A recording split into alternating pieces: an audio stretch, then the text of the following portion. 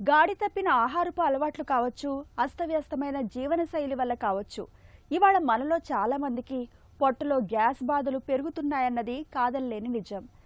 Gas ట్రబుల్ని మనం పొట్టలో ఒక వాయుగుండంగా చెప్పుకోవచ్చు. కడుపు ఉబ్బరం, పులితేనుపులు, ఆపాన వాయువులతో ఒకటే ఇబ్బంది పెట్టే గ్యాస్ బాధలకు ఇవాళ ఆధునిక వైద్యంలో చక్కటి చికిత్సలు అందుబాటులో ఉన్నాయి. పొట్టలో తీరని వేదనను తెచ్చిపెట్టే గ్యాస్ ట్రబుల్కు కారణాలు, పరిష్కార మార్గాల గురించి ఇప్పుడు తెలుసుకుందాం.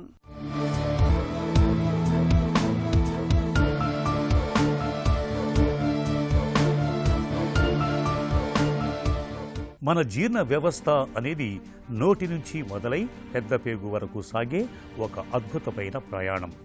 మనం తిన్న ఆహారాన్ని అరిగించటానికి కడుపులో గ్యాస్ట్రిక్ యాసిడ్స్, పేగుల్లో ఉండే ట్రిలియన్ల కొద్దీ మేలు చేసే బ్యాక్టీరియా రాత్రింబవళ్లు శ్రమిస్తూ ఉంటాయి. అయితే ఈ ప్రక్రియలో కొంత గ్యాస్ విడుదల కావటం సహజమే. కానీ ఎప్పుడైతే మనం తినే ఆహారంలో మైదా, జంక్ ఫుడ్స్, కార్బోనేటెడ్ డ్రింక్స్ ఎక్కువవుతాయో అప్పుడు పొట్టలో సమతుల్యత దెబ్బతింటుంది. ఇక్కడ చిత్రమైన విషయం ఏమిటంటే గ్యాస్ అనేది కేవలం మనం మింగే గాలి వల్లో లేదా తిన్న తిండి వల్లో మాత్రమే రాదు. పేగుల్లో ఉండే చెడు బ్యాక్టీరియా ఆహారాన్ని అతిగా పురైబెట్టడం వల్ల హైడ్రోజన్, మీథేను వాయువులు విపరీతంగా ఉత్పత్తి అవుతాయి. దీనివల్ల పొట్ట ఒక బెలూన్లా ఉబ్బిపోతుంది. దీన్నే మనం బ్లోటింగ్ అని, కడుపు ఉబ్బరం అని పిలుస్తాం. సమాజంలో అందరికీ కూడా ఆరోగ్య సమస్యల్లో ఈ బ్లోటింగ్, గ్యాస్ సమస్య అనేది ప్రతి ఒక్కరు ఎదుర్కొంటున్నారు. అసలు గ్యాస్ అంటే ఏంటి అంటే కడుపు ఉబ్బరంగా ఉండి, టైట్గా ఉండి, అనీజినెస్ అనేది ఉంటుంది. దాన్నే గ్యాస్ ప్రాబ్లం అని చెప్తారు. అయితే ఈ గ్యాస్ ప్రాబ్లం అనేది మనం తీసుకునేటువంటి ఆహారం ఫాస్ట్గా తినటం వల్ల, పేగులలో ఈ గ్యాస్ స్ట్రక్ అయిపోవటం వల్ల, ఫాస్ట్ తినటం, నవలకుండా తినటం వల్ల కడుపు అంతా ఉబ్బినట్టు అనిపించి టైట్ అవ్వటం ఉంటుంది. దీన్నే గ్యాస్ ప్రాబ్లం అని అంటారు.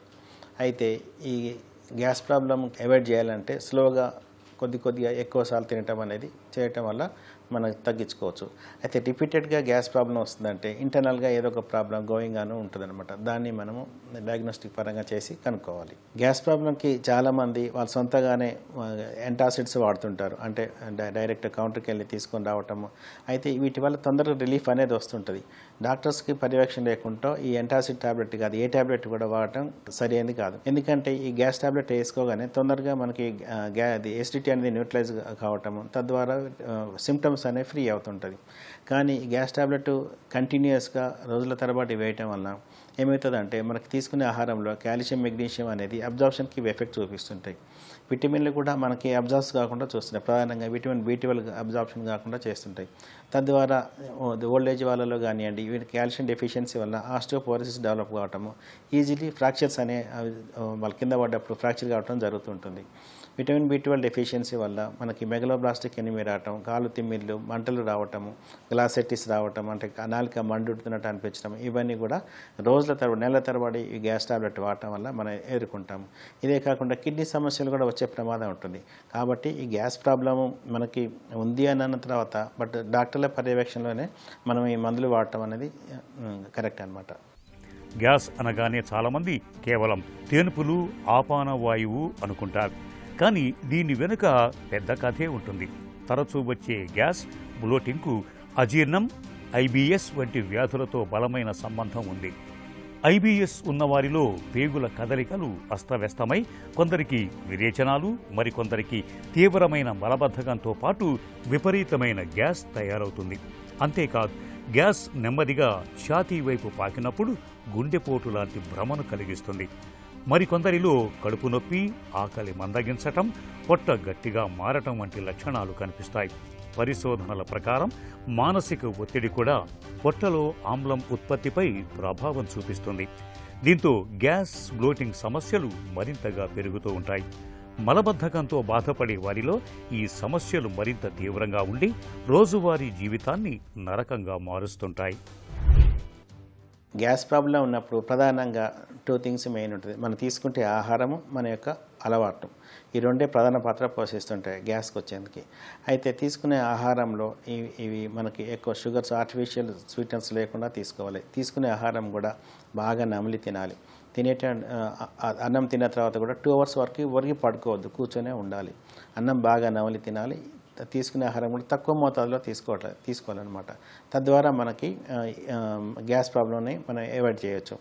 అయితే ప్రతి ఒక్కరు కూడా మనం తీసుకున్న డైట్ యొక్క డైరీ మెయింటైన్ చేయాలి. అంటే అసలు ఏ డైట్ వల్ల మనకి గ్యాస్ ప్రాబ్లం ట్రిగ్గర్ అవుతుంది, దేనివల్ల అవుతుంది అనేది ఒక డైరీ మెయింటైన్ చేసుకొని ఆ ఫుడ్ని అవాయిడ్ చేయడం అనేది బెస్ట్ అనమాట. ఇదే కాకుండా తొందరగా డైజెషన్ ఫ్రీ అయితేందుకు కూరగాయలు ఉన్నాయనుకోండి, వెజిటబుల్స్ వాటిని బాగా ఉడికించి మనకి తింటే గ్యాస్ ప్రాబ్లం కొంతవరకు అరికట్టుకోవచ్చు. అదేవిధంగా పప్పు ధాన్యాలు కూడా బాగా నానబెట్టిన తర్వాతనే మనకి ఉడికించడం ద్వారా మనకి గ్యాస్ ప్రాబ్లంని అవాయిడ్ చేసుకోవచ్చు.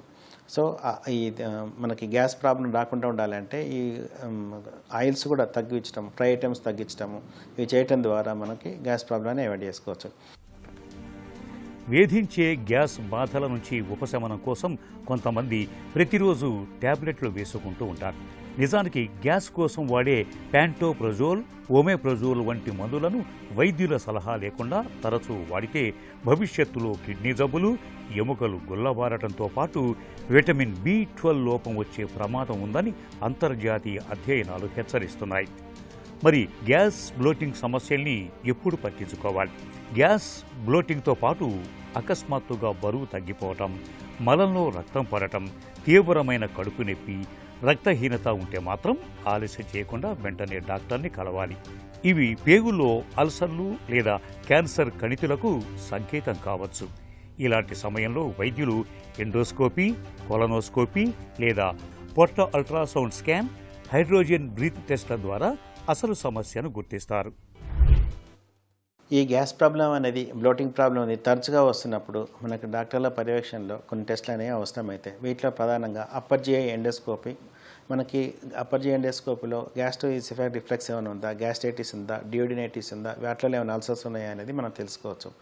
ఇది కాకుండా కొలనోస్కోపీ అనేది కింది నుంచి చేస్తారనమాట. దాని కోలాన్ అంతా కూడా చూస్తారు. ఈ కొలనోస్కోపీ వల్ల మనకి ఇరిటబుల్ బౌల్ సిండ్రోమ్ అనేది మనకు దాంట్లో నార్మల్ ఉంటుంది. కాకపోతే ఇన్ఫ్లమేటరీ బౌల్ డిసీజ్లో అల్సర్స్ అనేవి డిటెక్ట్ అవుతూ ఉంటాయి. సో కోలాన్లో కూడా మొత్తం ఏముంది అని తెలుసుకునేందుకు కొలనోస్కోపీ చేస్తారు. ఇవి కాకుండా అల్ట్రాసౌండ్ అబ్డామిన్ చేయటం వల్ల మనకి గాల్ బ్లాడర్లో స్టోన్స్ ఉన్నప్పుడు కూడా, ఈ ఆయిల్ ఫుడ్ తీసుకున్నప్పుడు ఎక్కువ కూడా గ్యాస్ ప్రాబ్లం అనేది మనకి డిటెక్ట్ అవుతుంది. సో అల్ట్రాసౌండ్ అబ్డామిన్ ఒకటి, upper GI endoscopy, colonoscopy, fibre scopy కూడా చేస్తారు. ఫైబర్ స్కాన్ వల్ల మనకి లివర్ పరిస్థితి ఎలా ఉందనేది వీటి ద్వారా తెలుసుకోవచ్చు.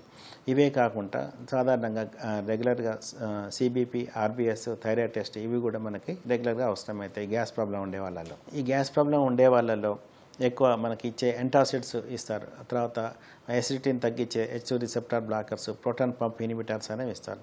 అయితే ఈ గ్యాస్ ఎంటాసిడ్స్ ఏం చేస్తాయంటే గ్యాస్ని న్యూట్రలైజ్ చేయటం వల్ల, ఆల్కలైన్ చేయటం వల్ల మనకి కడుపు అంతా కూడా ఫ్రీ కావటము, డైజెషన్ అంతా కూడా ఫ్రీ అవుతుంటుంది. H2 రిసెప్టార్ బ్లాకర్స్లో ప్రధానంగా మనం వాడేటటువంటి సిమిటడిన్ కానివ్వండి, రానిటిన్, ఫోమిటిడిన్ అనే డ్రగ్స్ వాడతాం. ఇవి ఏం చేస్తాయంటే యాసిడ్ సెక్రెషన్ తగ్గిస్తాయి. తద్వారా మనకి ఎసిడిటీ అనేది తగ్గుతుంది, గ్యాస్ ప్రాబ్లం అనేది తగ్గుతుంది. ఇవే కాకుండా ప్రోటాన్ పంప్ ఇన్హిబిటర్స్ ఇవి కూడా ఉంటాయి. ఇవి చాలా సేఫ్గానే ఎఫెక్టివ్గా చెప్పుకోవచ్చు. వీటిలలో రవిప్రజోల్, ప్యాంటప్రజోల్, ఇస్మాప్రజోల్, వనప్రజోల్ ఇవన్నీ కూడా మనకి ప్రోటాన్ పంప్ ఇన్హిబిటర్స్ అంటారు. ఈ ప్రోటాన్ పంప్ ఇన్హిబిటర్స్ మనకి ప్రోటాన్ మెకానిజం అనేది ఇన్హిబిట్ చేయడం ద్వారా, యాసిడ్ ప్రొడక్షన్ తగ్గించడం ద్వారా మనకి గ్యాస్ ప్రాబ్లం అనేది తగ్గిస్తుంటాయి. ఇటువంటి మందులు వాడటం ద్వారా గ్యాస్ ప్రాబ్లాన్ని మన బ్లోటింగ్ని తగ్గించుకోవచ్చు. గ్యాస్ ట్రబుల్, పొట్ట ఉబ్బరంతో సతమతమయ్యే వారికి ఆధునిక వైద్యంలో మంచి మందులు, చికిత్సలు అందుబాటులో ఉన్నాయి. పేగుల్లో చెడు బ్యాక్టీరియాను తగ్గించేందుకు ప్రోబయోటిక్స్, యాంటీబయోటిక్స్తో పాటు పేగుల కదలికలను క్రమబద్ధీకరించే మందులను వైద్యులు సూచిస్తారు. ఒకవేళ లోపల హెర్నియా, అల్సర్లు లేదా పేగుల్లో అడ్డంకులు ఉంటే సర్జరీ చేయాల్సి ఉంటుంది. ఇక పొట్టలో గ్యాస్ బాధలకు నివారణ మన చేతుల్లోనే ఉంది. తినేటప్పుడు ఆహారాన్ని బాగా నమిలి తినాలి, ప్రశాంతంగా తినాలి. రోజు రాత్రిపూట జీలకర్ర, వాము సమానంగా తీసుకుని మరిగించిన నీటిని తాగటం వల్ల గ్యాస్ తక్షణమే తగ్గుతుంది. భోజనంలో అల్లం, ఇంగువ వాడకం పెంచాలి. నివారణే అన్నిటికన్నా ముఖ్యం కాబట్టి రాత్రిపూట ఆలస్యంగా తినే అలవాటుకు స్వస్తి చెప్పాలి. తిన్న తర్వాత కనీసం అరగంట పాటైనా నడవటాన్ని అలవాటు చేసుకోవాలి. అప్పుడే గ్యాస్ బాధలు తగ్గుతాయి.